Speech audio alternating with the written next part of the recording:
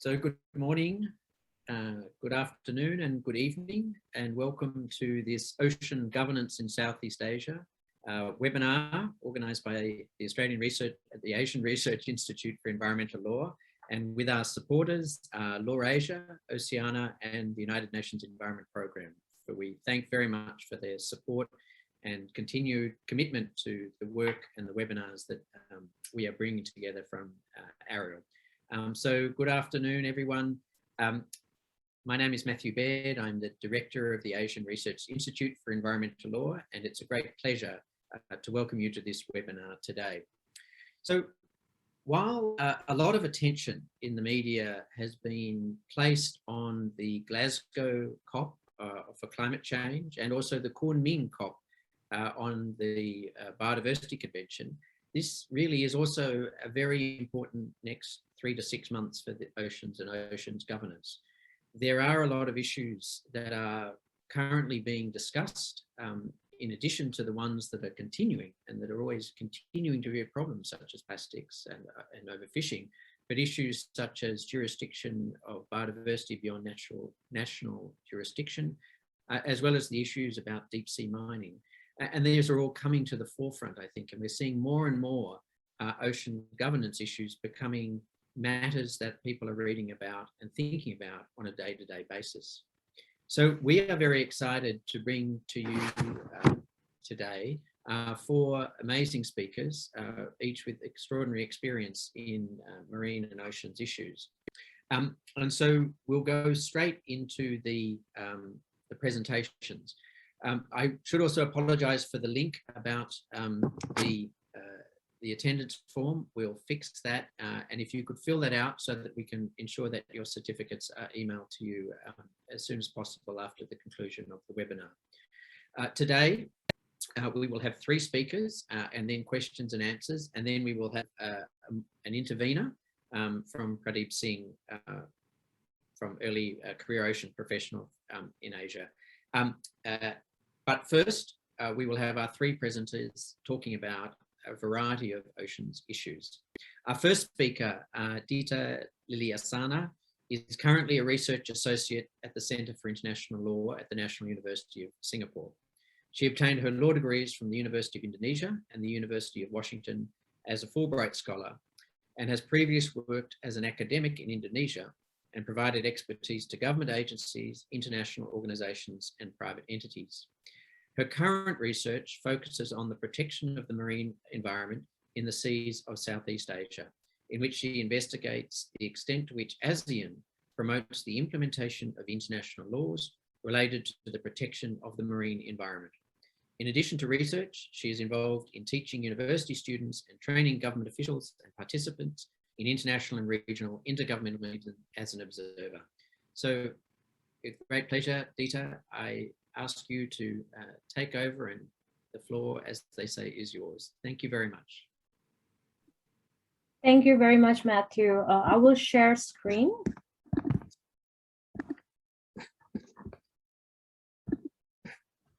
All right. So good morning, good afternoon, and good evening, everyone, from whichever time zone you're from at the moment. First of all, I would like to thank Asian Research Institute for Environmental Law, and also my friend Rocky, my good friend from the Rhodes Academy, who's very kind to invite me here to this exciting webinar. Today, as the title suggests, I will talk about regional ocean governance for the protection of the marine environment in Southeast Asia, or more accurately, a glimpse of it, because I think 15 minutes will not be sufficient to discuss the works both under and beyond the Association of Southeast Asian Nations, or what we all know as ASEAN, in the context of marine environmental protection. So I will take you through a case study that hopefully illuminates our understanding on the law and policy making aspect of marine environmental protection, especially within the realm of ASEAN. So this is the outline of my presentation. I will try to stick to the 15 minutes time frame that has been allocated to me. So I will start with a short introduction, then give an overall presentation of the regional bodies dealing with marine environment in Southeast Asia. Then I will go straight to the case study and I will offer my preliminary findings. So while there can be commonalities and divergences on definition as well as usage of the term governance, in this specific presentation, I would like to refer to governance as those that encompasses the legal and institutional frameworks with states being the main actors. So drawing from a case study on the protection of endangered sea turtles and their habitats in Southeast Asia, this presentation aims to investigate two things. First one, how do ASEAN states cooperate to protect Southeast Asia's marine environment? And second, when and why does an environmental problem, and in this case, endangered sea turtles and their habitats, transition to an action item under ASEAN?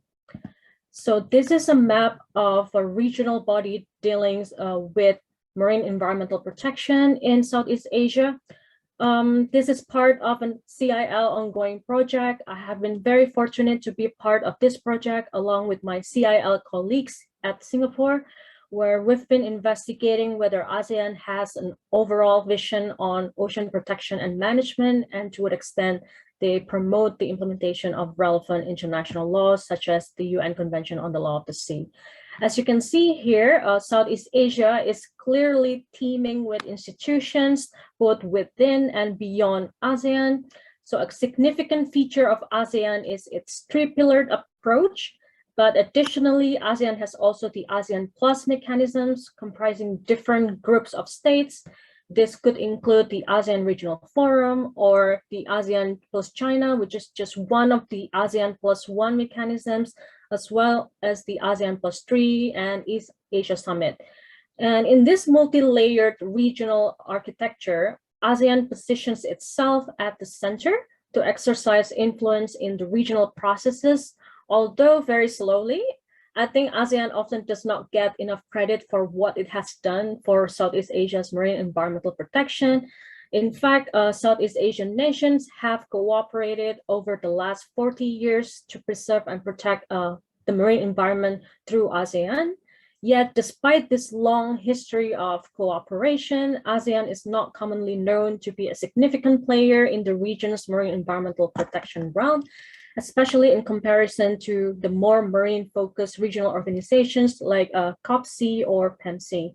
I think it may be argued that ASEAN-led mechanisms with whatever downsides it has, it still plays a role in fostering and shaping regional cooperation to protect Southeast Asia's marine environment. And of course, this role and contribution goes hand in hand with the role and contribution of the myriad regional bodies that are present in this map. I will not go into much details about this map as time is of the essence, but the main takeaway from this map is that there is no shortage of institutions involved in marine environmental protection in Southeast Asia. What I think may be missing is the overall coordination and or communication between the different regional bodies, both under ASEAN and beyond ASEAN. And just a quick overview to compare membership across the different regional bodies that have been presented in the previous slide. I have intentionally put China in addition to the 10 ASEAN member states because I think it's the elephant in the room. It borders the seas of Southeast Asia, but it's not part of the core ASEAN institution. But as you can see here, under the ASEAN Plus China mechanism, there is actually an institutional forum to cooperate with China on marine environmental matters. So I think the big questions probably that you may have, with the myriad problems on ocean, why sea turtles, why sea turtles when there are many, many more pressing environmental issues? Is it randomly picked? Well, the short answer is no. It's not surprising that ASEAN member states have cooperated on marine environmental issues since 1978, when marine environment was identified as one of the 6 priority areas under ASEAN Environmental Program, which was under the aegis of the UN Environmental Program. But I think what may be surprising is that among the multiple projects or activities under the priority area under the ASEAN Environment Program, ASEAN decided to focus on marine turtles in addition to marine pollution. There is lack of information as to why marine turtles were included in the priority area, But 20 years later, Marine Turtles Program crystallized into a negotiated political instrument when 9 ASEAN member states collectively agreed on an MOU to protect sea turtles. So why deal with sea turtles when there are other issues on marine environment, such as various sources of pollution like marine plastics or deep sea mining? Is it because marine turtles were considered the low-hanging fruit at that time? Well, as maybe some of us know, sea turtles are also the only endangered species that are subject to conservation efforts by ASEAN, and one of the first topics approved under the ASEAN CIFDAC partnership. So I think the big question would be like, how were sea turtles able to generate sufficient interest and political will among the ASEAN member states when earlier efforts to conclude an umbrella regional treaty on nature conservation issues failed to enter into force? So this is, especially to me, is very intriguing, also because ASEAN works based on consensus. So the fact that there is an MOU on sea turtles signifies that at some points in the past, ASEAN member states had a consensus to deal with the issues on a regional basis. So investigation to the lawmaking process of this MOU has been made possible due to the fact that reports of the relevant ASEAN working group meetings in the 1990s are publicly available. Normally, ASEAN meeting reports at the working group level have been kept confidential. So scholars and practitioners who are doing research on ASEAN will agree that transparency or lack thereof has been the main obstacle in researching and understanding ASEAN works, not only on marine environmental issues, but also in other issues. So when I found this pile of thick report sitting on the shelf of NUS Law Library, I felt like I just discovered a hidden treasure. Because without having any access to the meeting reports, I think it can be quite difficult, if not impossible, to understand the dynamics, the context, and the concluding history of the instrument and do justice to the analysis. So a little overview of the MOU on sea turtles. So all ASEAN member states except Cambodia have signed the MOU. It's because Cambodia joined ASEAN after the conclusion of the MOU. But does it matter in the implementation of the MOU? I hope I can cover that later on in the coming slides. And it's a non-binding instrument, so ratification is not required. So it enters into force on the date of its signature, and it targets all species of sea turtles found in Southeast Asia, as well as their habitats. It establishes a sort of like a policy-making body with the technical expert working group, coordinated with Malaysia, and they have to report to the ASEAN Fisheries Working Group. But I think the important part of the MOU is the requirement to cooperate with the Southeast Asia Fisheries Development Center, or CIFDAC, which is a non-ASEAN intergovernmental body, but has been working very closely with ASEAN, especially on fisheries issues. I think CIFDAC plays a significant role to the continuity of the MOU. And I will be brief here since we don't have much time. So I think there are 2 points that I would like to point out here in this timeline. You can see that the MOU, even though it was concluded under the ASEAN Ministerial Meeting on Agriculture and Forestry in 1997, but the issues of marine turtles were actually first raised in 1990 under the Working Group on Nature Conservation. I think if you're familiar with ASEAN structure, the Working Group on Nature Conservation is under the Environmental Ministers meeting. So you may wonder, how did the issue move or shift from the environment to the agriculture and forestry? If you notice here, there's the US shrimps embargo. So in 1996, I think things began to change direction when the Ministerial Meeting on Agriculture and Forestry noted a recently imposed embargo by the US on shrimps caught by trawlers who are not using turtle excluder device. So this embargo apparently affected 2 ASEAN member states, which were Malaysia and Thailand. And I think this has a significant impact to the formulation of the MOU. So unlike the working group on nature conservation, who has been discussing on how they could deal with the issues since 1990, but then they were no close to achieving an MOU or a political instrument in a similar form. But you may notice that within a year or maybe less than a year after the ministerial meeting on agriculture took an interest on sea turtles, they managed to have an MOU on sea turtles, meaning they managed to have a consensus to cooperate regionally on the matter. They even held a special senior officials meeting to finalize the MOU. So the fact that they had a special meeting at that time suggests that they considered the issues as pressing with some sense of urgency. I think one of the urgencies might be the fact that Malaysia and Thailand, along with India and Pakistan, filed a joint complaint to against the US to the WTO. And in other words, I think external pressures were one of the drivers of why sea turtles agenda moved quite fast under the agriculture and forestry ministers in comparison to the environment ministers.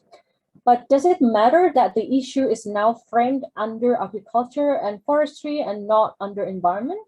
Well, while the environment ministers have worked on promoting marine turtle conservation, the agriculture and forestry ministers appeared to do otherwise, or at least in the beginning, because they released a public statement asserting that they would support Thailand's bid to the WTO on the principle that, and I'm quoting here, environmental issues should not be used to restrict trade. So it appears that the initial motivation were for pragmatic reasons and not strictly for environmental reasons. But given this, you may wonder, like, they've been working since 1990 and then suddenly they hijacked in 1996 to 1997. Do you think the other ministers are aware of this? Philippines, which was the proponent of ASEAN Sea Turtles program under the environment ministers meeting, criticized the MOU and considered it signed without due consideration of the original marine turtle program under the Nature Conservation Working Group. So this raised concerns over how this overlap could happen in the first place, especially when other ASEAN body had been working on the issue since 1990. And the ASEAN Secretariat were also present in all of the meetings. So second of all, it's the issue of continuity. Was it just a one-off commitment for pragmatic economic reasons because of the US shrimp embargo? So, what is the current status of the MOU? I think on first observation, the MOU looks dormant. There are several sources claiming they have a work plan and a program, but again, transparency issue, which is very unfortunate. So consequently, this could raise doubts as to whether they were even put in place. But if you recall, they require a close cooperation with CIFDEC. So apparently there were ASEAN CIFDEC partnership managed to have a sea turtle program from 1998 to 2014, which led to the adoption of another instrument, which is the Regional Plan of Action on Sea Turtle for Aging Habitats. Excuse me, can I just, 1 more minute, please? Sure, okay. Yeah, I think I will just go straight to my findings because I have a limited time. So I think we can agree that there are lessons learned for existing and future regional cooperation on marine environment that can be derived from this case study. I think the first one is a pragmatic approach of Southeast Asian states in environmental matters. Like we've seen with turtles, although the MOU was initially concluded with pragmatism as a response to the shrimp embargo, I think it marked the beginning of various initiatives to deal with the problem, either bilaterally or sub-regionally or regionally. And we've seen how external pressures provide a sense of urgency to Southeast Asian states to expedite regional cooperation and to address a particular problem on marine environment. Maybe we could say that Southeast Asian states like to aim for the low-hanging fruit, like aim for issues that they can work together, although the issue perhaps are less serious than others. So there can be arguments whether this pragmatic approach and the low-hanging fruit mentality are good or bad, but I think we should appreciate the fact that they managed to agree on an MOU to protect one aspect of marine environment in 1997. I think they've come a long way, especially knowing the fact that when ASEAN was formed in 1967, environment was not on its list of expressed concerns. And on the multiplicity of instruments, we've seen how sea turtles received so much attention in the past that a total of 6 non-binding instruments were concluded through various fora within and beyond ASEAN. While it is understandable, I think that ASEAN desires to maintain its centrality. Sometimes Southeast Asian states may resort to other alternative mechanisms, especially when ASEAN priorities are not aligned with the state's priorities, or ASEAN works are not moving as fast as they have expected. So I think there needs to be a communication and coordination as well, considering there are various regional bodies, various regional instruments on different aspects of marine environment. And I think it is critical if we really want to protect Southeast Asia's marine environment. And in terms of continuity, I think it should be my last point. You know, we've seen that priority and agenda can shift. We've seen there were extensive focus on sea turtles in the 1990s to 2000s, but the issue has largely been missing in the more recent ASEAN instruments and activities. So is it a bad thing? Will other marine environmental issues also fade into thin air when new priorities arise? How do you ensure continuity, especially when there is a number of other pressing issues that need to be addressed, but there are limited financial and human resources? And I think my last point is that it is clear that ASEAN prefers soft law instruments and more informal arrangements compared to binding instruments. So thank you very much. My apologies for running a minute extra than the allocated time. Thank you. Thank you very much indeed, Dita. And can I say, I mean, I think also one of the interesting things about sea turtles is I wonder if they're sort of not like the elephants of the ocean, that iconic species. And it's something that for me, in terms of, protection of habitat, turtle habitat, seagrasses, and the like, this is something that I am very much focused on in the work that I do on environmental impact assessment. So we now, yes, as Sharon Fox has said, the charismatic megafauna. We now move on to something perhaps less charismatic in subject in terms of plastics. And we have with us today Natalie Harms, who coordinates the marine litter work in the Secretariat of the Coordinating Body on the Seas of East Asia, or COPSI, an intergovernmental body and regional seas program with 9 participating countries aimed at protecting the marine and coastal environment in the East Asian seas. So the COPSI Secretariat is administered by the United Nations Environment Program in Bangkok. Natalie has extensive hands-on experience working with local and national governments, informal waste workers, businesses and coastal communities to prevent and reduce plastic pollution and protect marine and coastal ecosystems in the East Asian Sea region. Her areas of expertise include ocean governance, marine litter planning and monitoring, ecosystem-based solutions in islands, environmental rights and gender mainstreaming. She is passionate about tackling plastic pollution, climate action, equality, and regional cooperation for healthy ocean and healthy communities. Thank you, Natalie.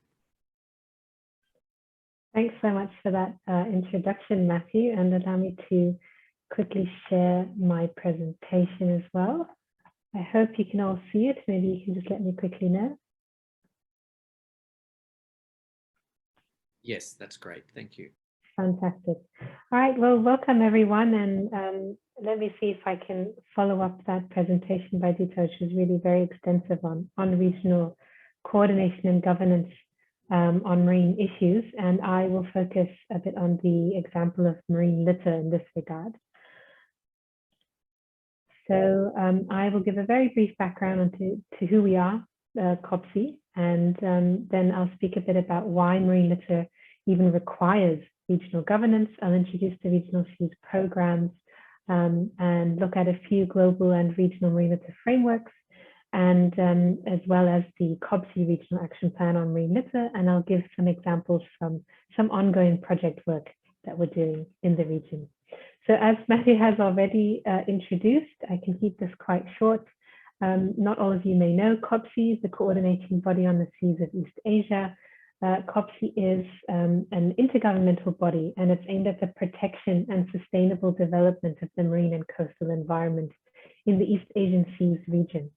So this includes 9 countries in Southeast Asia and East Asia: Cambodia, China, Indonesia, Republic of Korea, Malaysia, Philippines, Singapore, Thailand, and Vietnam. So it's quite a big region.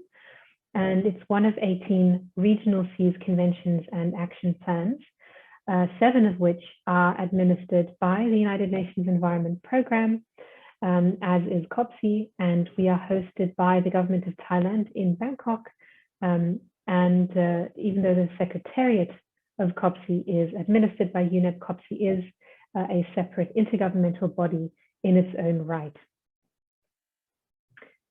So just to quickly give an overview of some of the frameworks that we have that lead our mandate is the Strategic Directions 2018 to 2022, and the thematic areas there that are highlighted as regional priorities for regional governance by our countries are land-based marine pollution. So this includes nutrients, wastewater, sediment issues, but also marine and coastal planning and management. So marine protected areas, marine spatial planning, and so forth, as well as an effort to strengthen governance and resource mobilization and partnerships, because this is really an issue, as Dita has also highlighted, that needs much more attention.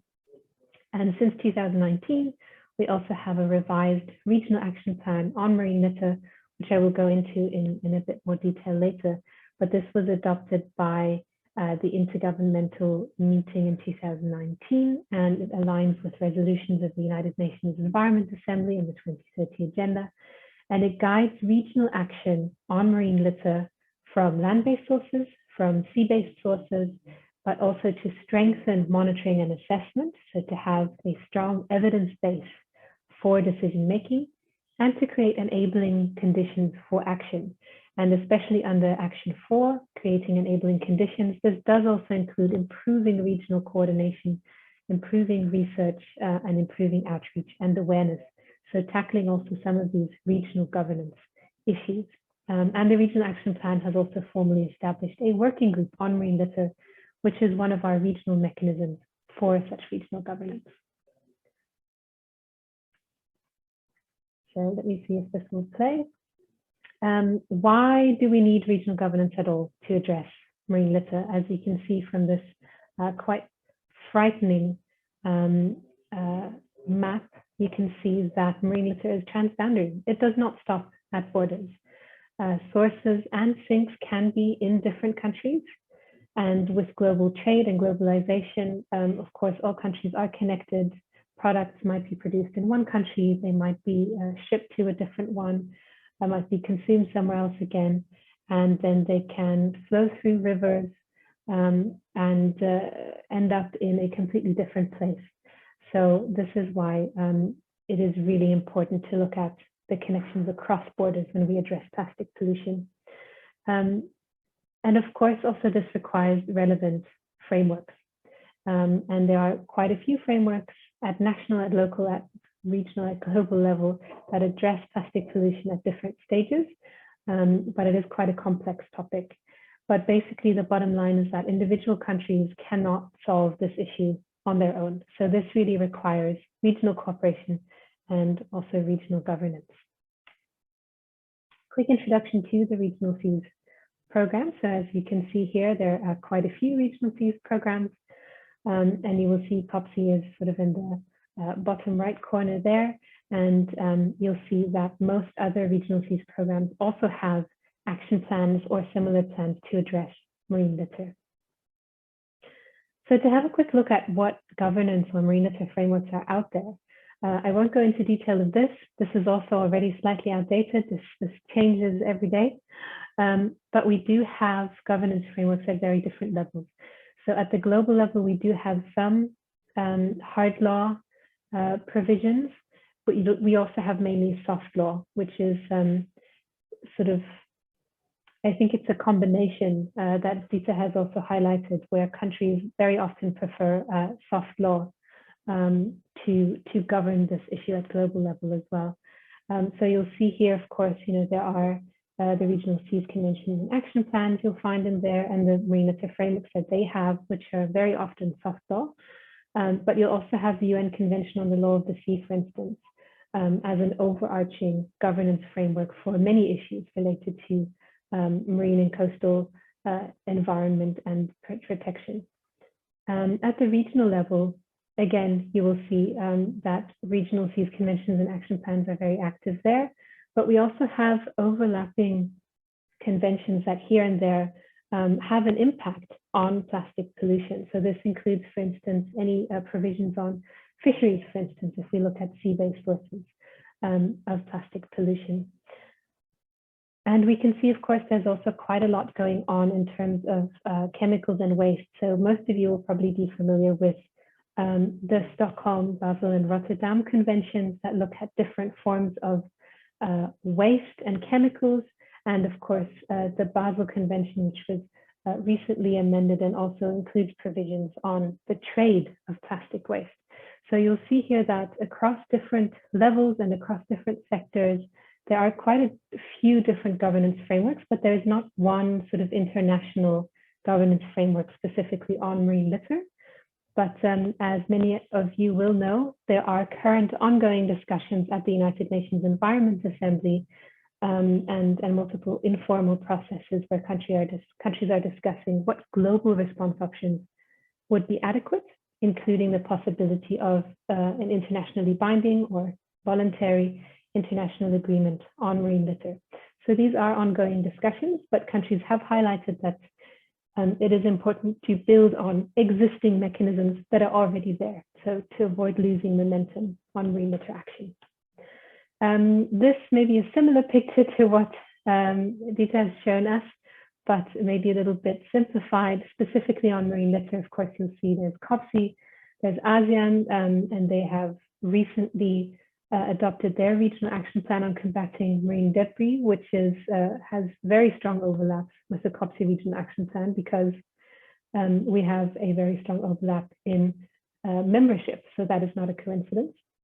But there's also the APAC roadmap.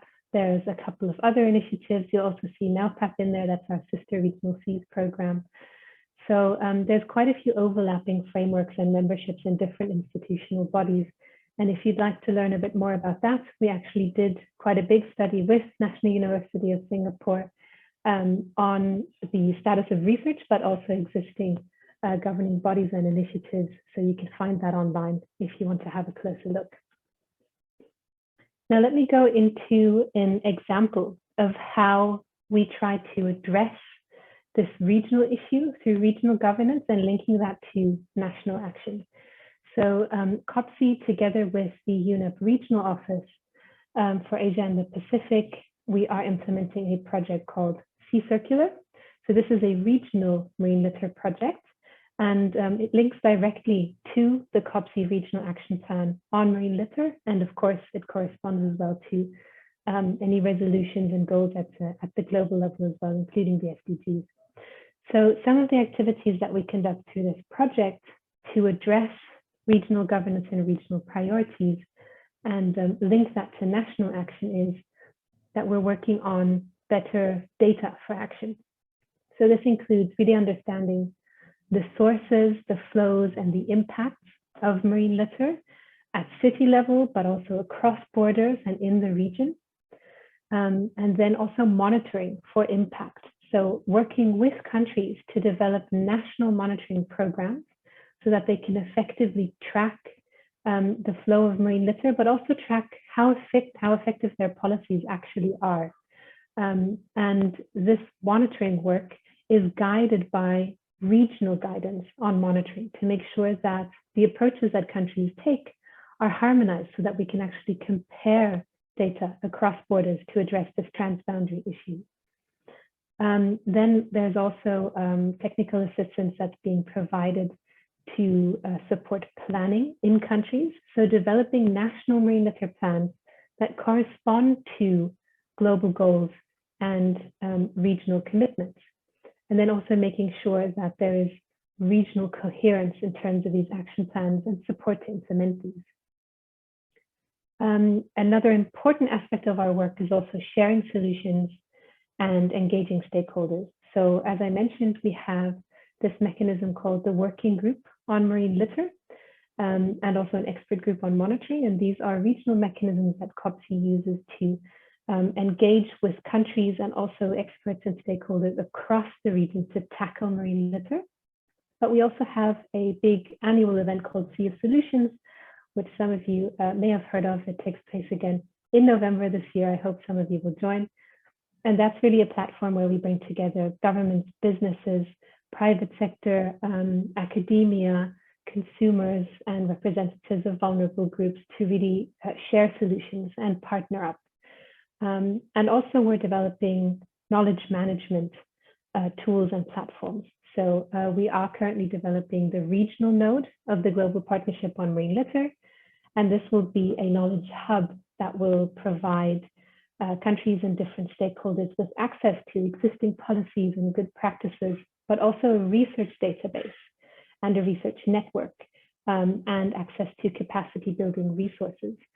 And it's important to note here that also we do coordinate closely with other development partners in implementation of their activities, which often overlap, such as World Bank, for instance, and UNDP and others. But we're also working very closely with the ASEAN Secretariat and its working groups. So we participate in each other's working group meetings, and we have identified some common areas where we want to strengthen coordination to address this overlap of regional governance and to address this sort of limited coordination that Dita has also highlighted. So I think that's a very important point.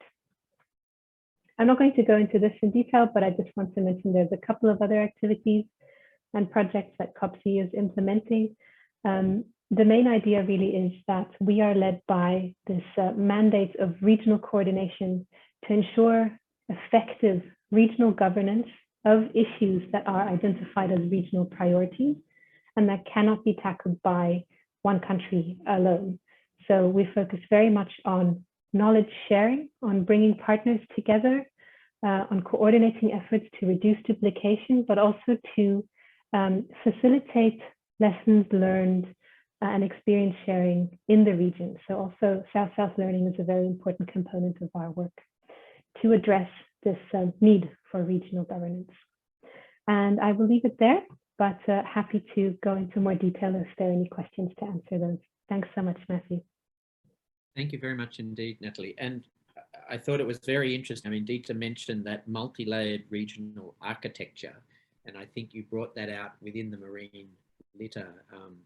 And it's interesting, I think, we've participated, Ariel has participated at the Sea of Solutions, and seeing, you know, the number of different programs that are being implemented, but how that can be, you know, brought together, how the overlap and integration and coordination can happen.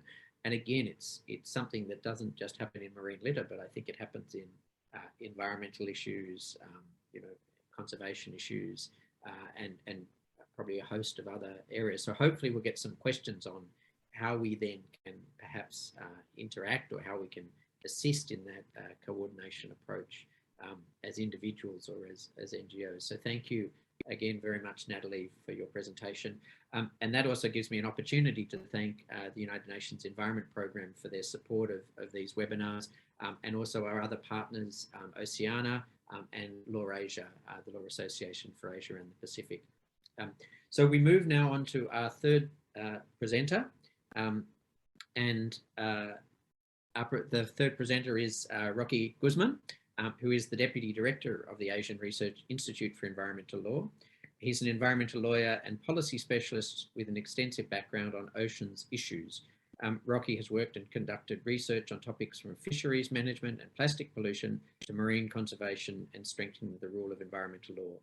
He was previously the policy campaigner of Oceana in the Philippines and has been involved in different marine issues in Southeast Asia, for the Asian Development Bank, UN Environment Programme, and the Sustainable Oceans Alliance.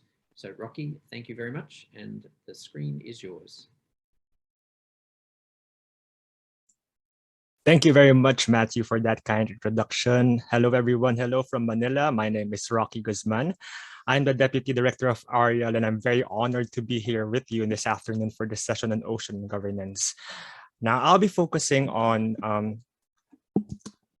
a regional framework, if you could see my presentation now, a regional framework for oceans access rights and transparency in Southeast Asia. I'll be focusing on access rights, defining what it is, but I'd like to focus maybe first on how it could be applied in the oceans context and how it can improve ocean governance in Southeast Asia.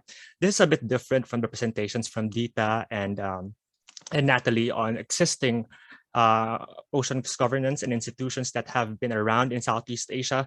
And this looks at the prospects of a regional framework for improving transparency as a main issue in Southeast Asia and how it improves ocean governance. And just as a bit of a background, my background has been in environmental law, but mostly in oceans law and policy. So in Oceana, I've been involved with marine conservation and combating illegal fishing. And I've seen some of the problems and I identified how this could be resolved in a regional framework for ocean transparency. So that's a brief background of the motivations for this regional framework for ocean transparency. Now, before I go to the details on what these access rights are, just a brief context of the Asia-Pacific region in terms of its progress in achieving the sustainable development goals for our oceans. So in Asia-Pacific and invariably Southeast Asia, the SCAP, or the UN Economic and Social Commission for Asia Pacific, have monitored their progress in SDGs. And in this data, you can see that the Asia Pacific region fared the worst on SDG 14, or life below water. And related to also that in environmental law governance in the oceans for Southeast Asia, the region also ranks low on indicators for peace, justice, and strong institutions. This is encapsulated in SDG 16, which promotes inclusive, just, and peaceful societies.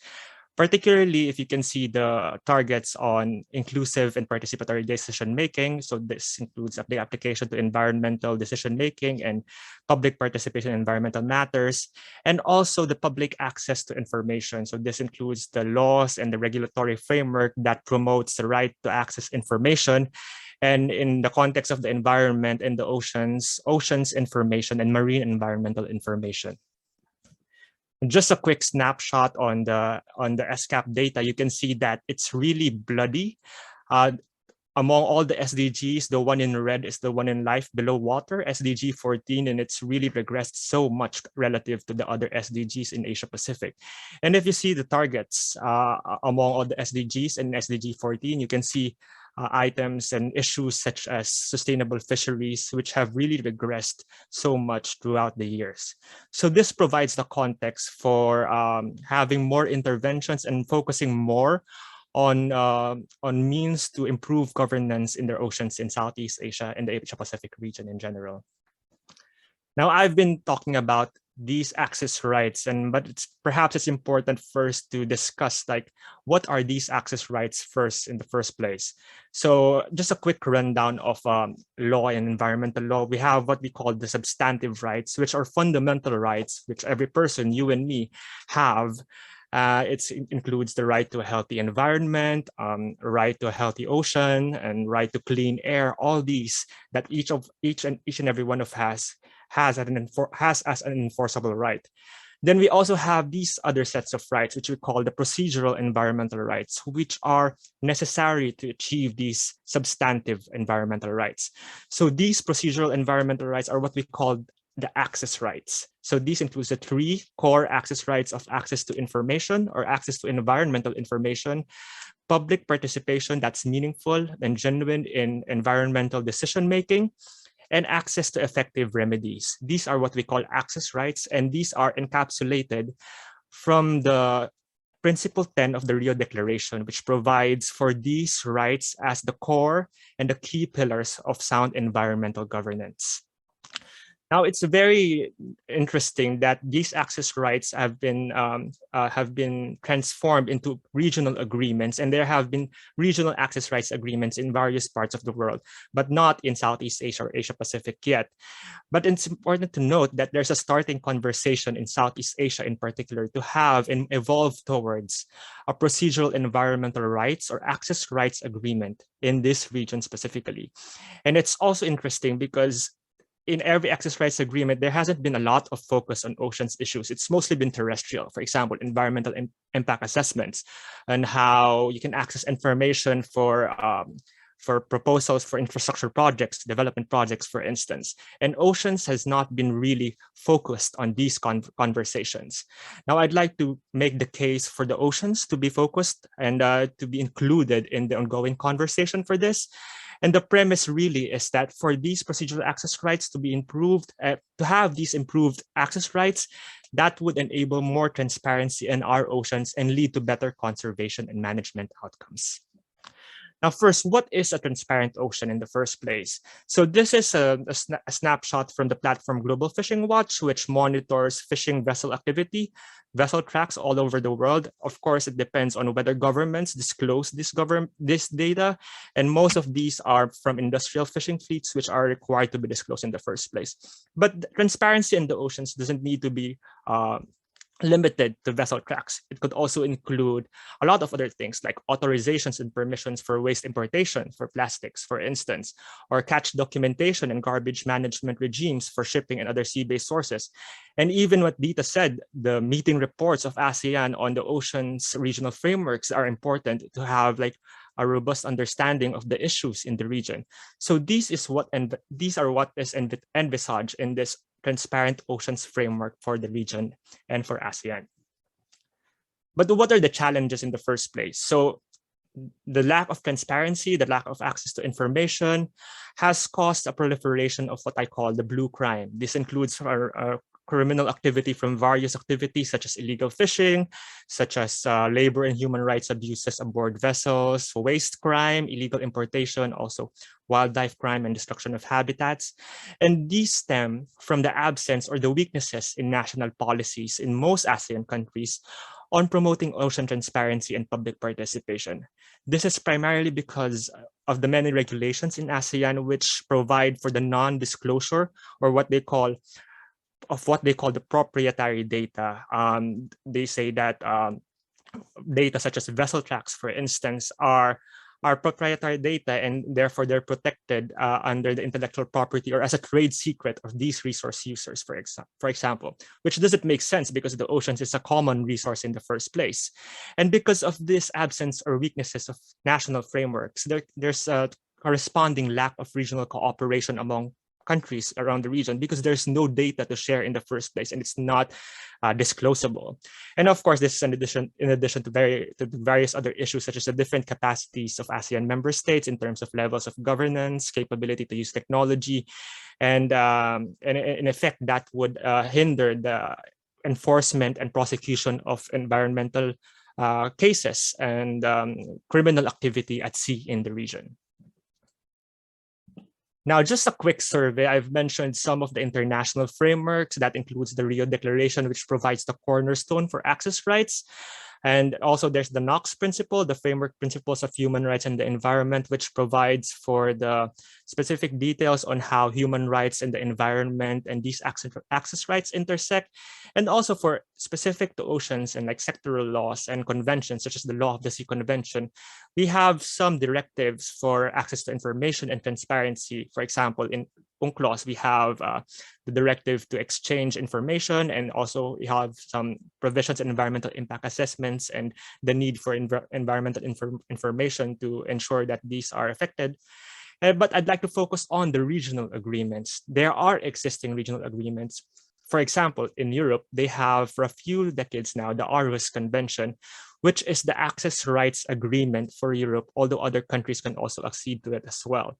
This Aarhus Convention provides for implementing and compliance mechanisms to ensure that the parties to the agreement really implement and make national regulatory reforms to implement these access rights, including information, public participation, and access to justice. Another notable development in terms of access rights in the regional level is the SCAP agreement, which covers the region of the Latin American and Caribbean states. And it has just been put into effect this year.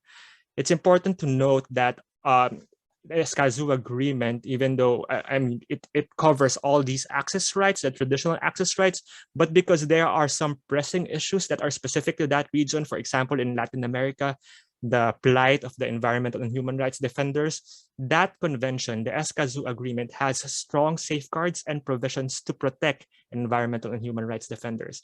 So it's very much tailor-fit to the conditions of each region, and this provides an opportunity for ASEAN and the Asia-Pacific region and the countries here to design an access rights agreement that would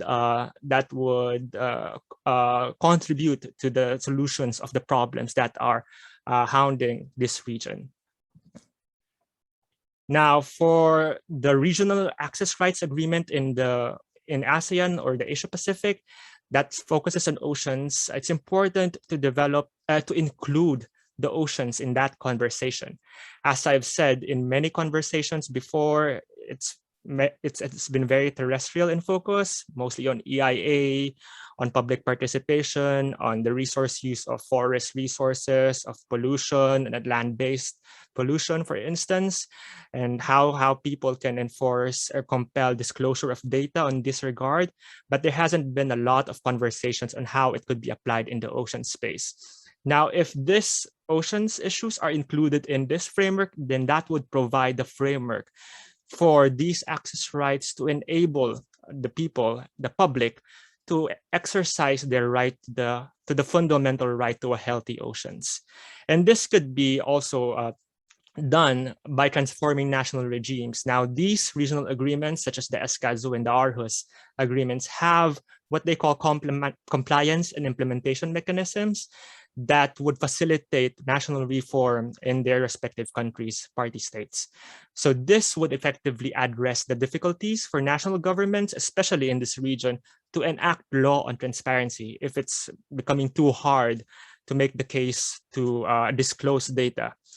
And this is very important, especially from my experience working in an advocacy organization and pushing for disclosure of vessel tracking data, because it's if there's no legal framework, either at the regional or international level, pushing it, an external force pushing the governments and stakeholders to disclose information, it would be really hard. But in other cases, if there are, for example, regional conservation management measures compelling or requiring disclosure of vessel monitoring data for regional fisheries management organizations, for instance, then it would be easy for national governments to disclose this data and to have to provide access to the public.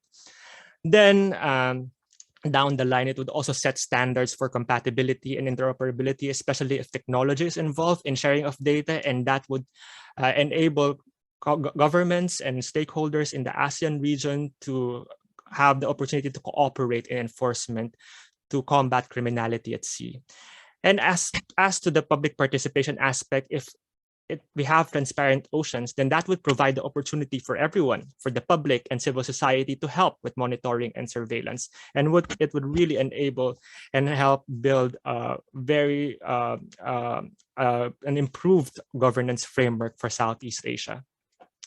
Now, for my last slide on how these transparent national regimes, how these access rights in the national level could improve the overall conditions of the oceans of Southeast Asia, it would really lead to stronger regional cooperation if these regional framework would facilitate national legal reform. And that would lead to stronger regional cooperation, because now ASEAN states can heighten their enforcement efforts by exchange of tools that are transparent, for example, digital tools for information and intelligence, public data and authorizations for resource users, for the fishing industry, for waste importers, for example, for the shipping industry. And it would also lead to more cooperation in terms of enforcement itself, like inspections, public listings, alert systems, and market and port denials. Now, I'd like to end my presentation by saying that these access rights and promoting improved procedural environmental rights while enabling a transparent framework would eventually shift the burden to industry and resource users to prove compliance. And in this effect, it would make monitoring and compliance more cost effective. And as they say in transparency, sunlight is the best disinfectant. I think that this regional framework, when properly done and implemented in the region, would enable it to have an improved ocean governance for the region. And that would be great for the oceans of Southeast Asia. So I'll end there. I'm happy to take any questions later on, but thank you very much for this opportunity to share my thoughts on this issue. Thanks, Matthew. Thank you very much indeed, Rocky. I should say that Rocky and I have very long conversations over the years about this dichotomy between oceans governance issues and marine governance and terrestrial governance. And most of my background in environmental impact assessment, where I've been working on for the last 12 years, where we see access to information and public participation fundamental to the grant of any approval or permit, whereas in oceans governance and fisheries governance, there's a little less focus, whether it's because the resident mammals of the Tanian Strait, and I see Attorney Golly Ramos in our audience, whether they don't make any objection, whether they don't write letters, and that makes sort of that public participation access a bit more difficult. But then we have to develop new models. So I'm wondering, Colleen, if we could have other two speakers, Dita and Natalie, if you could be splitted and we could start on the questions. I also would like to give a little bit of a shout out to Professor Erica Techara, the former director of the UWA Oceans Institute, and whom we haven't seen for a while, but anyway, because of COVID, but anyway, nice that you're here. So Natalie, if you'd also like to join us. So we have some questions, and again, can I ask if you have some questions you'd like to type in the box, or if you'd like to put up a hand if you want to actually address the question to the panel. And I thought Rocky's presentation also dovetailed with some of the things that you said, Dita, in terms of the lack of transparency in ASEAN, that certain documents are not available. When you find documents, they're almost like the hidden treasure, the buried treasure. If I can put the first question to you, Dita, about, this is from Alex de la Cruz. The question is really why sea turtles and not other animals entered to the ASEAN environmental protection agenda, or were there other marine flora and fauna that figured in other ASEAN MOUs or other ASEAN instruments? Well, thank you very much, Alex. My good friend is also from our past training in Hamburg. So it's really interesting question. I think it's a good question. And I also asked the same question myself when I found the meeting reports. Actually, I was expecting, something on fisheries instead of turtles, actually, given, the great interest in fisheries in the region. But apparently, most of the efforts on conservation were on sea turtles. And I think first that need to be understood is that, all the agenda that is put on the on ASEAN is based on the proposals put forward by states. So the fact that, sea turtles were on the agenda of ASEAN, that means there is a state that put forward the idea to have a ASEAN marine turtle program. And if I recall correctly, it was the Philippines with the support of several non-governmental organizations who were very keen on, pushing this sea turtles agenda. And I think at that point, we also need to understand, like the context of how well other ASEAN member states were, in the context of marine environment.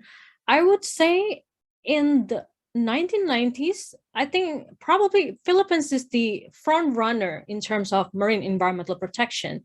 And whereas, the rest of ASEAN member states were mostly focus on the development of their economy.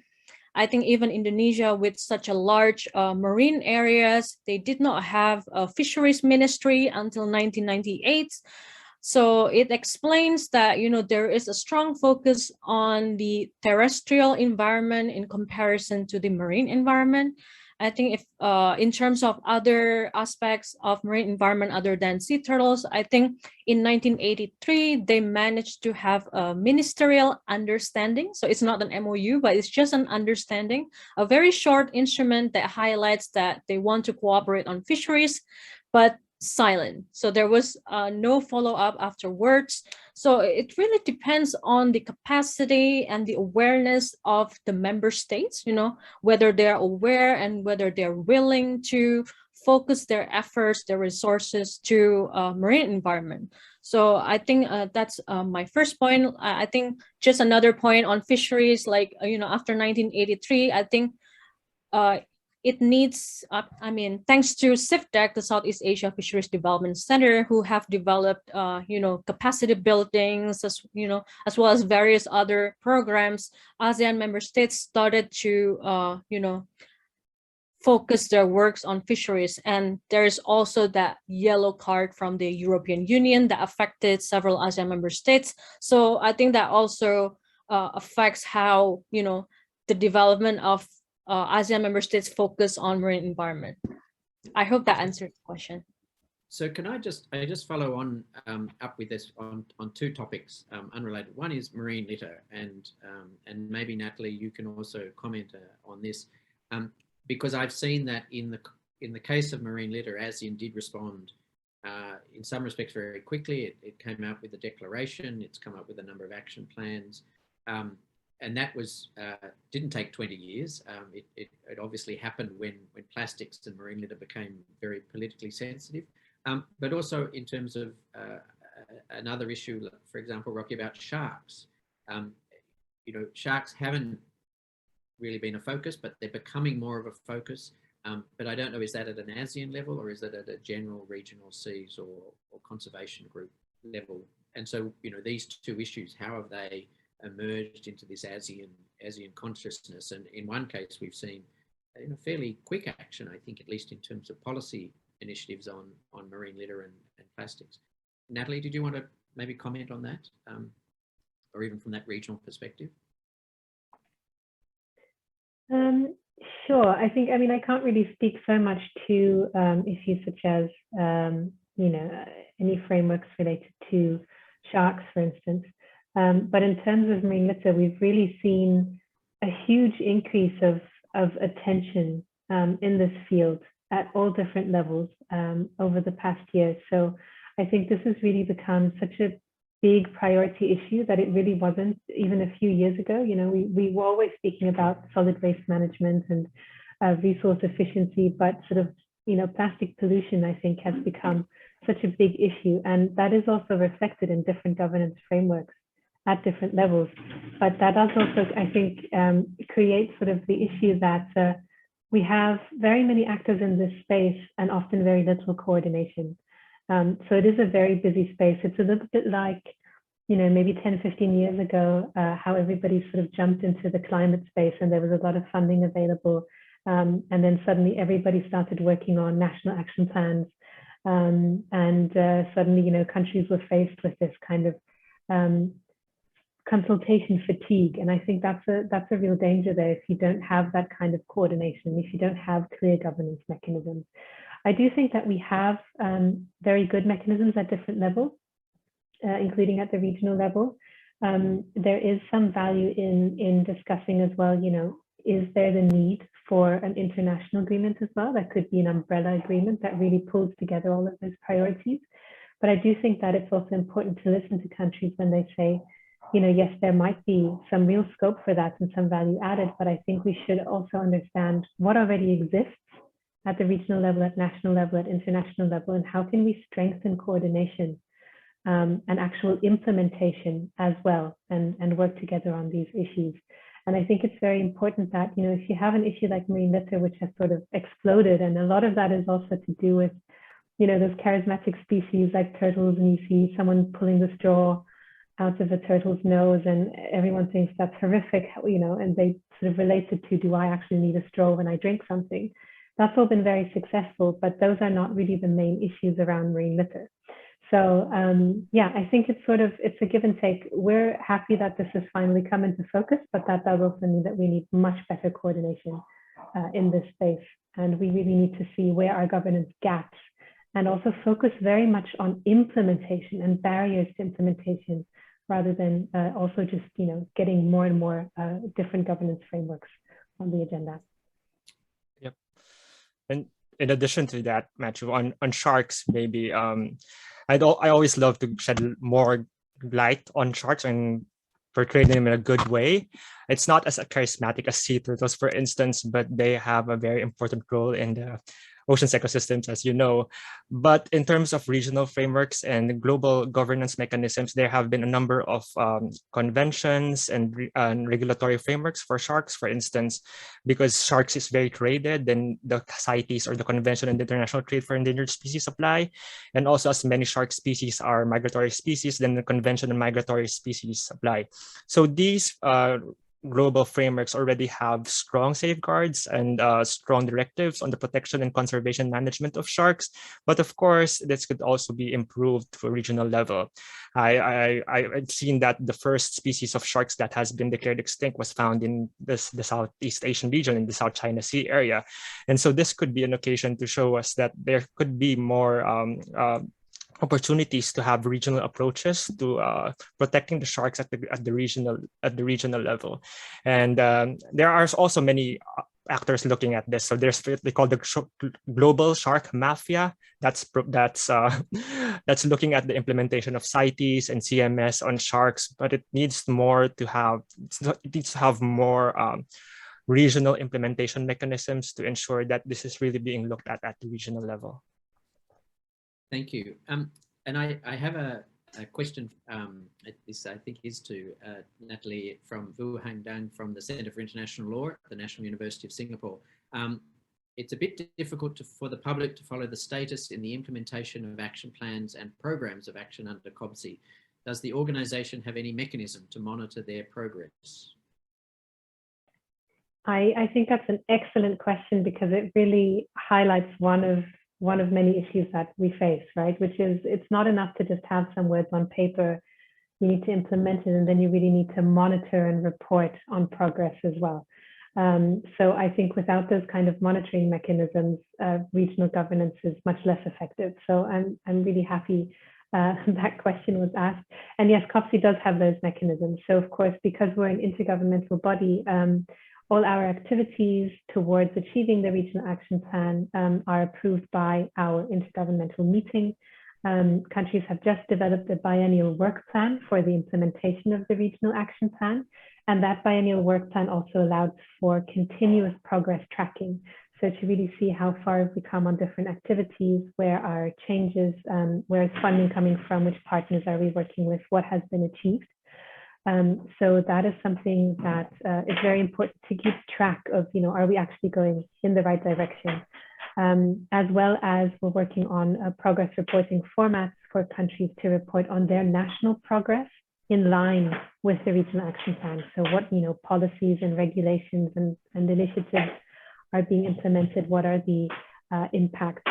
So this is something that will be continuously reported. At the same time, we also need to make sure that this doesn't create additional burdens for countries because they are involved in so many different frameworks. So countries are also reporting to ASEAN. Countries are also reporting, you know, under the Osaka Blue Ocean Initiative. They're also reporting, you know, under loads of different processes and also at the global level. So what we're trying to do is make sure that reporting is as easy as possible, it's streamlined, and it also aligns with sort of timelines and processes for other reporting. And yeah, this kind of information is, of course, we can only share what countries are happy to share, but we're really rolling this out at the moment so that we can also share with stakeholders how far we come every year towards achieving our Regional Action Plan. And I guess just to sort of follow up, is there a time frame where those mechanisms or those reporting frameworks will be released or made public? Do you have any? Yeah, so this this is just under discussion. So we just had our 25th, part one of the 25th intergovernmental meeting only in September. And so this reporting progress, that format is still sort of under development. Countries are still making decisions on this. But we will probably have internal, likely quarterly updates, progress update reporting.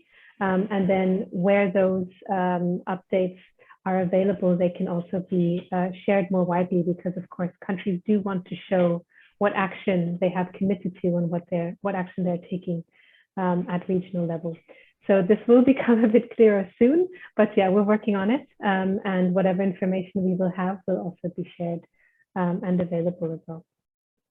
Thank you. And I see the next question is from Peter Brimble, but Peter, if before we get to that question, I'm going to call on our intervention from Pradeep Singh. So Pradeep, if you're ready, I will introduce you and call on you to give a bit of a short intervention and comment where we are. Just by way of introduction, Pradeep is a doctoral researcher at the University of Bremen in Germany, and until recently a former research associate at the Institute for Advanced Sustainability Studies in Potsdam. His research area includes public international law, the law of the sea, international environmental law, climate policy, and oceans governance, which I know, Pradeep, it keeps you busy. He is focusing on regulation of deep sea bed mining and the conservation and sustainable use of marine biodiversity in areas beyond national jurisdiction. Pradeep hails from a bit closer away than Germany, from Penang in Malaysia, where he trained as a lawyer and previously worked as a judicial officer. His academic qualifications include a LLM from Harvard Law School, an LLM in Global Environment and Climate Change from the University of Edinburgh as a Chevening Scholar, and his Bachelor of Laws from the University of Malaya, where he received the Gold Medal, Chief Justice's Prize, and the University Book Prize. So, Pradeep, please, the screen is yours. Thank you very much, Matthew, for the kind introduction. And as I'm loading my slides, I would also like to take the opportunity to thank you, Rocky and Colleen, for the invitation today and for facilitating my participation. So I hope you're able to see my slides now. And I will be, in a moment talking about this initiative called the Early Career Ocean Professionals, or ECOPS, with an invitation to everyone in the audience to consider joining us. But before that, just, some two very quick observations about the panel that just took place. Firstly, I was very impressed to see that, the panel was comprised of young early career to maybe mid-career researchers, and that really stood out to me. I was very happy to see such a young and dynamic panel today. So that's also directly relevant to what I'm about to speak on. And the second point is basically on the introduction that Matthew sort of made during his opening remarks, which is that, although attention is now on the Glasgow COP and the Kunming COP, but the next few months are very important for the ocean. And this sort of also, directly relates to the genesis of ECOPS and how it came about, which is basically with respect to the UN Decade of Ocean Science for Sustainable Development, fondly known as the UN Ocean Decade, which is basically ongoing from this year until the end of the decade, so 2021 to 2030. And as most of you would know, there are 7 expected societal outcomes that the UN Decade seeks to sort of target: a clean ocean, a healthy and resilient ocean, a predictable one, a safe ocean, sustainably harvested, and a transparent ocean, which is related to Rocky's presentation as well as an inspiring and engaging ocean. And so ahead of the UN Decade, so in 2019, the IOC Executive Planning Group actually established an informal working group specifically for early career ocean professionals, early career researchers, because it was already understood that the involvement and the participation of the younger generation is essential if the UN Decade is going to be a successful one. So the mission and vision of the ECOPS program basically is to sort of bring new thinking into global ocean sustainability and stewardship, which we hope to achieve through diverse engagement. Our aim is basically to sort of empower early career researchers through meaningful networking and professional development opportunities. And finally, also to sort of elevate and strengthen the diverse perspective of the new generations of ocean professionals in a collective voice, to ensure that knowledge is basically transferred between experienced and early career ocean professionals, as well as to ensure that this knowledge is brought to the decision-making table. So in terms of my recent involvement, I've sort of been with this group from the outset. And earlier this year, we sort of, with another colleague, we wrote a really interesting piece that was published in The Conversation in April, called A New Generation of Ocean Leaders, where we sort of, presented ECOPS and what we are here for. And very recently in June, I also took part in the virtual ECOP Day initiative that was organized as a part of the kickoff campaign for the UN Ocean Decade. In terms of ECOP Asia, so this is basically to be sort of differentiated from the general ECOP group. ECOP Asia is a very recent initiative. We actually banded together for the virtual ECOP Day that we had in June. And at the moment, we are currently developing our website, focal point, and we also have support that we are negotiating at the moment. So basically to allow funding and for us to have workshops and things like that. Our members at the moment, we are between 25 to 30 at the moment, with colleagues from Japan, China, Korea, India, Indonesia, Malaysia, Singapore, and the Philippines. In terms of Malaysia, Singapore, and the Philippines, we're very few. It's just one each at the moment. And from the Philippines, well, no prizes for guesses. It's actually Rocky, who's a member of our initiative. I actually blindfolded him and brought him into this initiative. So thanks, Rocky. And the upcoming initiative that we have at the moment, basically we are now writing a proposal to host a virtual side event during the UN Ocean Decade Kickoff Conference, specifically for the Western Pacific. And this conference will take place on the 25th to the 26th of November. So we're a pretty active group. We're really doing a lot of interesting stuff at the moment. And actually, our initiative for ECOP Asia has actually sort of inspired similar efforts. And now there's an initiative to establish an ECOP in Africa. And there's also one specifically going on for ECOPs in India. So to join us, basically anyone who identifies as an early career researcher or professional, you're most welcome to join us. We are not strict about, this distinction between when someone is an early career, when someone is a mid-career sort of a thing. We definitely acknowledge this very big corridor of uncertainty between early and mid-career researchers. So please reach out if you want to join us. For the general ECOP, I've sort of noted down the email address here. And please do email them and join us. I think at the moment, the general ECOP group has most members from Northern America and Europe. So we're definitely looking for more diversity as well. And for the ECOP Asia group, please just email our mailing list. The email is also there on the slide. And if you have any questions or queries, feel free to email me directly, and my email is at the bottom right. So thank you very much, Matthew, and everyone for the opportunity today. Thank you very much, Pradeep. And maybe we can put that email for the ECOP Asia and ECOP in the chat box. So now can we have our panel back again? Thank you very much, Colleen. And again, Pradeep, good luck on the next few months with both deep sea mining and a few other things. So I'm going to bring in the question from Peter Brimble. And Peter, do you want to? I can give you I think the chance to speak if you would like to. Give your. Sure. Can you hear me? Yes, we can. Please go. Hi. Good. I guess good morning, everybody from England. For me, I should introduce myself as a completely non-environmental person.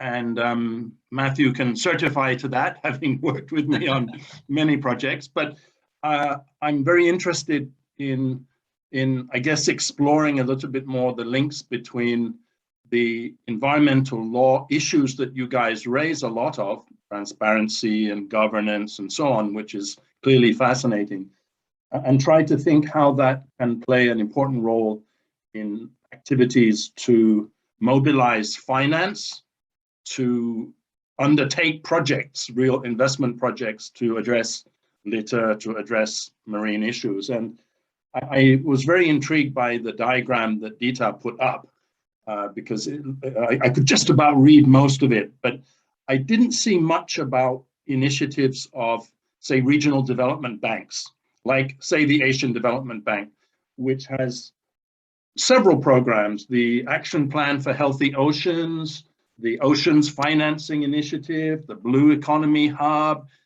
all of which are focusing on trying to mobilize resources from private sector, but also international investment banks. And so I just really, I know this may not be really the topic of the overall session, but as I'm getting a little bit involved in that area, it struck me as a very productive idea to go a little bit further and look at the links between the environmental law issues and the investment project, raising funds, getting impact investors engaged. So I just raised that as an issue because it didn't really factor very much in the presentation or the discussion. So just a thought to raise, Matthew. And I really am interested to see your organization, and I just sent you a long, boring email. Maybe we can look at exploring some things together. Thank you. Thank you very much indeed, Peter. And I'm going to sort of go first to Rocky, who has actually worked with the Asian Development Bank on some of these issues. So Rocky, do you want to start the answer there? Yep, thanks, and very relevant question, Peter. Thank you very much. I do not dare to represent Asian Development Bank in this response, but in my involvement with them, they've been focused on 3 core issues. I would say on marine litter, from addressing the marine litter from source to sink, and also green ports and improving ports that it's more sustainable, and also nature-based solutions, especially for coastal economies. Now, it's important you mentioned about the environmental law and governance and how it plays and how it leads to an enabling environment for strategic investments to come into play in this region. Actually, the Asian Development Bank, and I presume other development banks, perhaps World Bank with their Blue Economy program, have also played a big role in setting this enabling framework for countries, especially developing countries, to have the legal and regulatory framework for blue economy projects to flourish. So, for example, for the Asian Development Bank, they've been working with countries in the region on building their national plans of action against marine litter. And of course, even though this is a general in scope, this is just the first of many interventions later on that the bank and other institutions are supporting. But along the way, in the long run, that would lead to more legal and regulatory frameworks to have teeth to these directives, to these action plans, to these implementation plans. So, for example, for marine litter, then if there is a directive to have financing on marine litter, for example, extended producer responsibility in that action plan, then that would lead to more regulatory frameworks on EPR in the long run. And that would provide more opportunities for strategic investments to come in, funding and financing into oceans issues, such as addressing marine litter. So all these are included in this work. Perhaps maybe preparatory for now, but it would lead to an enabling environment for legal frameworks to come in for taxes, bans, restrictions, market-based instruments, all of these, and even command and control mechanisms such as these bans and restrictions on single-use plastics, for instance. So yes, there are many things going around the region, around the banks. A lot of institutions and organizations are coming in to help and focus more on the oceans.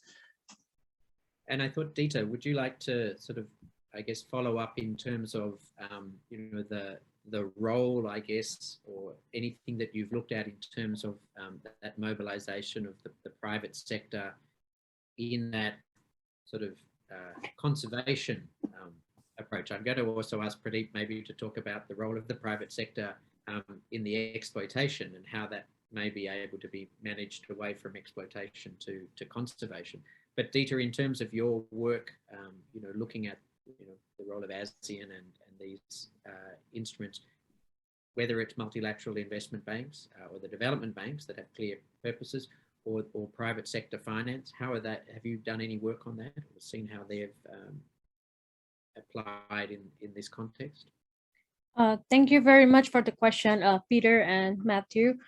To be honest, we haven't really looked at the the funding aspects or the private sector aspect of the marine environmental protection in ASEAN especially, but I'm aware that there are a lot of funding and donors poured to the protection of the marine environment, and I suppose it could be another chart or another map of donor if we're willing to make. But I've certainly heard this suggestion from another colleague as well, because I think we cannot deny the role of fundings, especially from various sources outside of the region, that would help the development of frameworks as well, capacity building in marine environmental protection. But I will say though, like in terms of the role of the private sectors, I've seen it in, I think especially in ASEAN, in the context of marine environmental protection from shipping as well as oil and gas, because I think within the shipping sector in ASEAN, it was largely driven from the private sectors because of the users of the oceans in Southeast Asia, because there are a lot of choke points in Southeast Asia. So there is an interest to protect the marine environment from ship source pollution. And by ship source pollution, I would say many of the developments have been on oil spill. And I think I've attended the ASEAN Working Group on Maritime Transport Working Group, and there were involvement of industries in the meeting as well. And in terms of oil and gas, for instance, within ASEAN, there is a coalition of oil and gas companies that work to basically formulate, the commissioning of offshore oil platforms. So I can see that actually, it's not only states who have contributed to the protection of the marine environment in Southeast Asia, but certainly I think donors and private sectors are also involved. I think that would be my answer. I hope that answers the question though. And Pradeep, I was wondering, I mean, Rocky's slide also showed the significant decline in terms of SDG 14 with life underwater. Is this the time when we should be allowing further exploitation in terms of deep sea mining and other activities? Yeah, I mean that's a great question, and it's basically a question that most of us that are working on this field are facing more often now. On the one hand, of course, there are mining proponents who are sort of saying that we need to tap on these critical metals if we are serious about transitioning to the clean energy. Without these metals, we would basically have to do more exploitation on land, go deeper into rainforests and things like that to open mining reserves. And so they're basically saying, why not let's go to the ocean and get these metals from the ocean. Now, on the other hand, I mean, this is of course very risky. We know very little about the impacts of this activity. And we know, leading ocean scientists, for example, have already said that, if we have deep seabed mining, this is going to be, one of the activities with the largest carbon footprint ever for humankind, So we don't know much about this. And if we definitely think that we need to go to the ocean to get the metals, we might just end up losing a lot more or causing a lot more harm than actually sort of contributing to climate change or addressing climate change. So definitely this is an issue that we need to tackle as a society. And I know that some development banks or the World Bank, for example, has sort of also looked into it and sort of like, are very hesitant about saying, that this is an activity that we should finance. Countries are also sort of looking to see whether or not they should include deep seabed mining as part of their sustainable ocean economy approach or strategy. And the idea here, or at least the sort of there are a lot of pushback as well to sort of, maybe not consider deep seabed mining as an activity that can be sustainable for the time being until we know more about, the scientific consequences of the activity. Thank you. So Natalie, I wasn't going to ask you a question on deep seabed mining, but just on the role of perhaps the multilateral financial institutions like the ADB or the World Bank and the IFC and maybe the Asia Infrastructure Investment Bank within the work that COPSI and UNEP are doing, if you had any comments or observations. Yeah, for sure. And thanks, Matthew, for not making me speak about deep seabed mining, because that is not my area of expertise. Yeah, no, absolutely. I think that ADB and in general, multilateral development banks, but also, other financing institutions, they're very important partners because, if you have intergovernmental bodies or you have NGOs or different organizations working with different stakeholders on marine litter issues, on marine and coastal environment issues, you do need to have funding coming from somewhere. And these are very important funding institutions that will often have, a good mix of sort of loans and grants. So it's really applicable for a range of stakeholders. ADB and World Bank, they work very closely with private sector. They help to de-risk a lot of investment.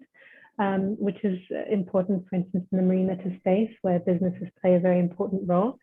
But also they do facilitate quite a lot of technical assistance. So, they are very important partners in implementing governance frameworks that we have, and also supporting countries in developing their policies, implementing their regulations as well. But I think speaking to this point of environmental law or governance, I think one issue that all of us can still improve on is really mainstreaming environmental governance considerations into our work. And a lot of us, I think, focus very often on, sort of policies and regulations, but we don't really look so much at legislative frameworks and how to really make things work. And I think that does need to go hand in hand. So that's something that COPSI and UNEP are also working on, to really make sure that we have strong legislative frameworks and the actual, sort of frameworks on the ground to make sure that we can implement what policymakers put on paper, but that these are also evidence-based, so that they're really impactful. But I think one area that has luckily received a bit more attention in the past is this idea of, environmental law and the importance of, the right to a healthy environment, the right to a healthy ocean, and how important that is for our societies, for the people who live there, for our economic development as well. And I think that, mainstreaming human rights-based approaches, mainstreaming environmental justice approaches into our technical assistance and into our medicine, but it is very important to make sure that what we're doing is not only effective and evidence-based, but that it is also just and that it is fair. And I do think that all actors have a responsibility here. So not only intergovernmental organizations, but also individuals, businesses, governments, and we all have a role to play in that regard. And I'm not so sure about ADB, but I think all of us can still try and link these issues better in the way that we do our work. So thank you, Natalie. I would love to finish on that note, because I think that's a sort of the perfect summation. But I also know we've got a couple more questions. So Rocky, did you want to answer Sandra Victoria Akamo's question?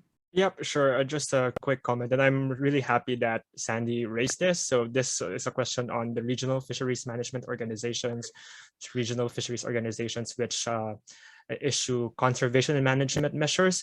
So this goes really hand in hand into my presentation, why there's an important need to have these regional, more hard law agreements as opposed to soft law.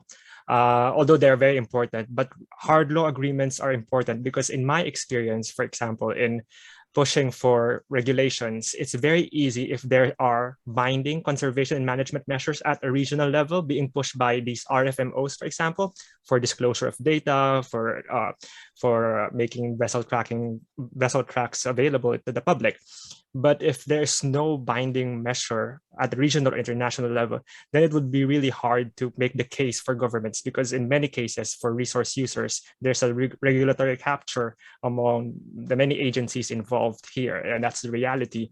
But if there are binding agreements, such as perhaps the regional SCASU or regional access rights agreement that would facilitate compliance with oceans access rights and transparency, then that would really go a long way in ensuring that there is transparency and there are ways to implement these regional mechanisms in the national regimes.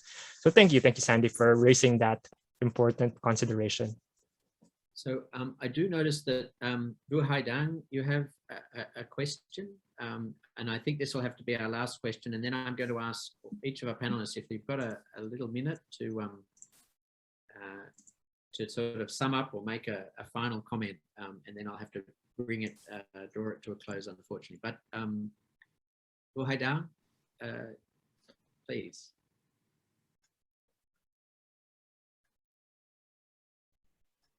I think you should be live now.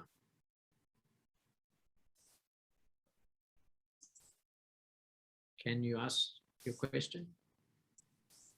Comment? Hi, can you hear me? Maybe. Yes, now. Yes, we can now. Hi, I'm Wu Haidang from National University of Singapore. I'm a colleague with Dita, and I'm also classmate with Rocky at the Road Academy. I would like to have a question to all our panelists. My question is, all Southeast Asian countries are not very good in terms of complying with regional commitments, especially commitments in environmental access. Sorry, Rocky. So do our panelists have any suggestion to improve the situation? Thank you. Thank you. So who would like to go first? Asking our regional countries to comply with their obligations. I can go first. Thank you, Dan, for the question. I think it's a very important question, and it ties, I think all of our presentations, I think the more, even if we have a lot of instruments, but then there is zero implementation or compliance, I think that's not an ideal situation. I would still believe that, even with informal arrangements, we could still push for compliance. For instance, we could have like a regular meetings where states should report, their progress. I think constructively they would have to report something, and I think it's psychologically it could influence states' behavior, like looking at your neighbors, oh, they've done this, they've done that. I think they would like to kind of like show and tell. We've also done the same thing, or maybe some states would make it like a competition, but it's a competition for a greater good. So I think it could work. I think that would be my point, because I mean, understanding the context with preference over soft law and informal arrangements, I think we should try, anything that potentially work, like, voluntary reporting or regular meetings like that. Okay, so look, I'm going to, I do sort of know the time, and I would like, unfortunately, to bring the discussion to a close, or at least a close at this point. So can I ask each of our panelists if they would like to make a short, 1 minute concluding statement? Natalie, do you want to go first? Sure. Honestly, I think, thank you for inviting us to this. I think one of the takeaways is that there are quite a lot of issues out there, especially environmental issues that none of us can tackle on our own. They do require regional approaches. They do require regional governance and frameworks, and we do need to coordinate our efforts better to ensure implementation as well. And I doubt that is it's less a lack of sort of political will, I think, on many sides, rather, a need for better understanding, better capacity building, technical assistance, knowledge sharing, just learning from each other on how best to implement those frameworks that we already have. But yeah, I'm very hopeful actually that we're in a good spot in terms of regional governance, as long as we sort of strengthen coordination and move in the same direction together.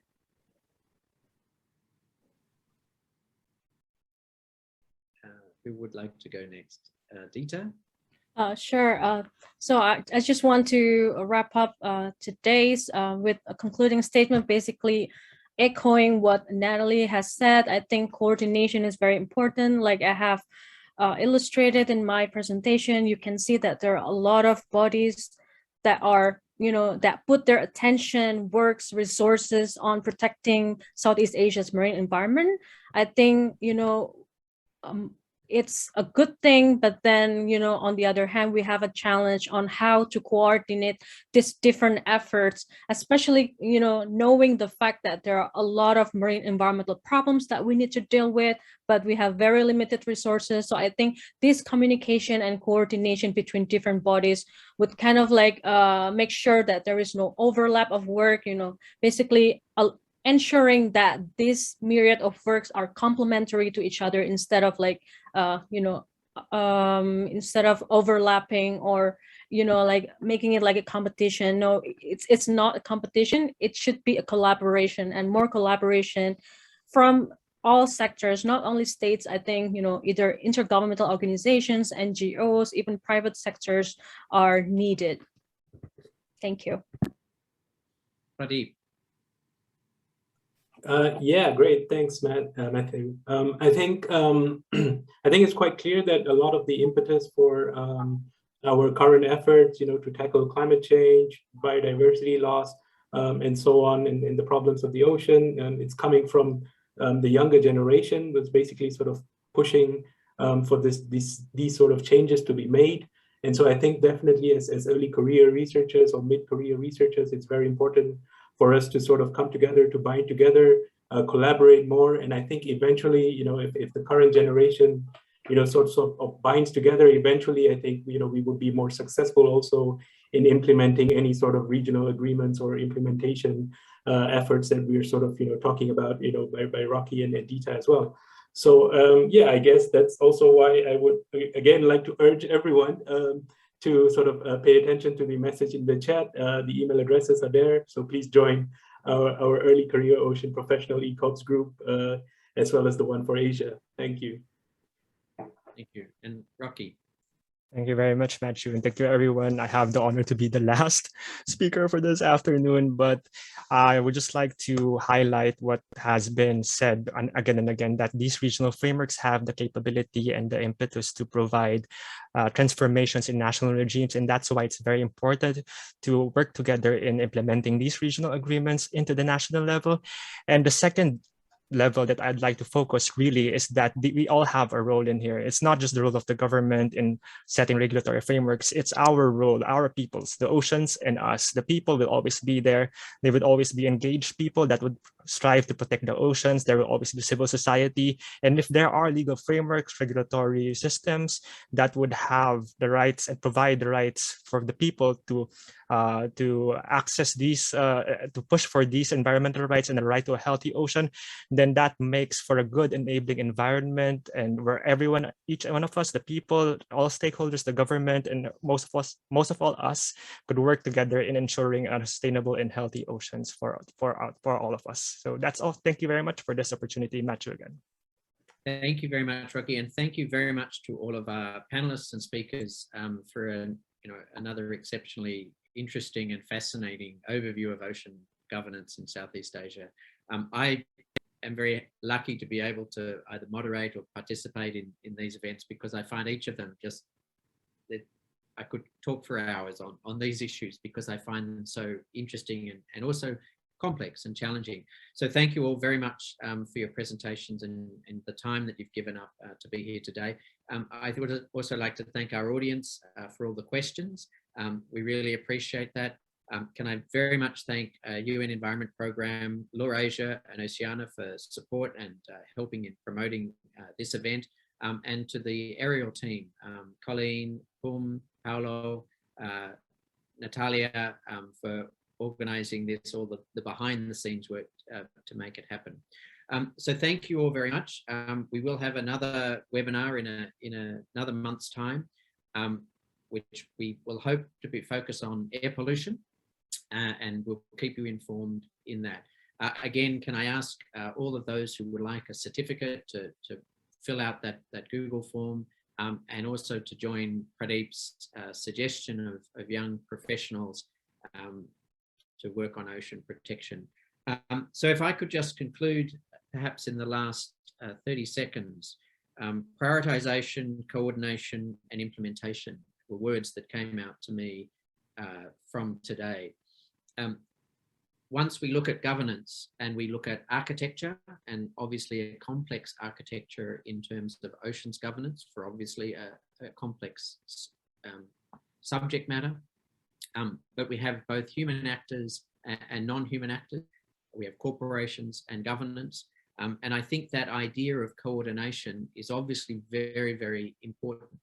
And as I said at the beginning, while everyone is focused perhaps on the Glasgow COP, on climate change, and the Kunming COP on biodiversity, which are all very, very important issues, I think really this is the time when we also have to give our attention to the oceans.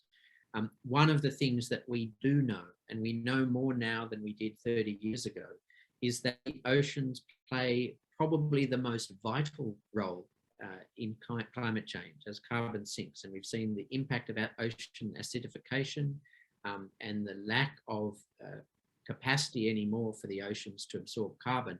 And we've seen the changes that is bringing to our global atmosphere. And that's one of the conclusions from the IPCC report on the science. We've seen questions rise about what happens when the Gulf Stream may change direction.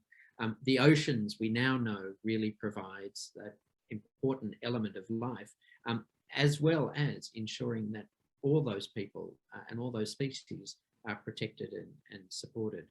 It's challenging, it's complex, but it's also important to acknowledge the great work that people are doing. But if this is the oceans, the decade of oceans, and making sure that they are still going to be with us and working well in 10 years' time, we need to take strong, determined, but prioritized, coordinated, and implemented action. On behalf of the Asian Research Institute for Environmental Law, again, thank you all for your participation. Thank our speakers, and thank all of our team that brought this together. On that note, I will close this session and wish you all good afternoon and good morning and good evening. Thank you very much, and hopefully see you in another month for our next talk on air pollution. Thanks, Natalie. Thanks, Dita. Thanks, Rocky. Thanks, Pradeep. Thank you. Stay safe. Take care. Thank you, everyone. Thank you very Thanks so much.